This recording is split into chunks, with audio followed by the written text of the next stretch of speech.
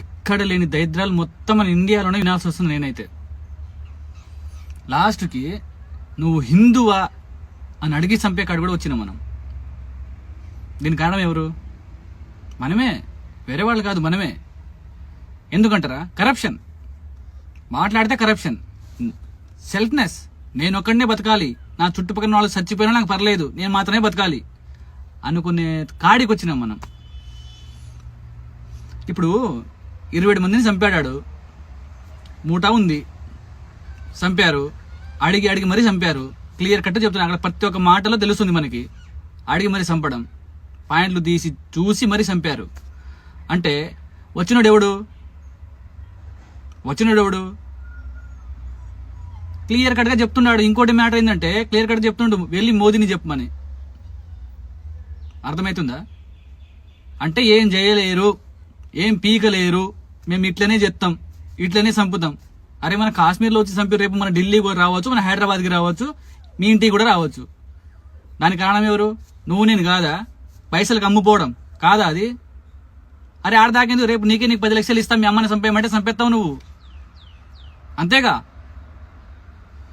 ఛా, ఈ ఇంకా ఎన్ని ఘోరాలు చూడాలి వస్తుందని నా మీద నాకే ఆయాసం వేస్తాను తెలుసా. పక్కనూరు నుంచి రాడు, మనలో నుంచే వస్తాడు. వాళ్ళు మన పాకిస్తాన్ నుంచి వచ్చిర్రా మనకి చంపడానికి? ఏం మా గేట్లు లేవా? మేము లేమా ఆడా? మేము కాపులు కాస్తున్నాంగా. ఎక్కడి నుంచి వచ్చినాడు?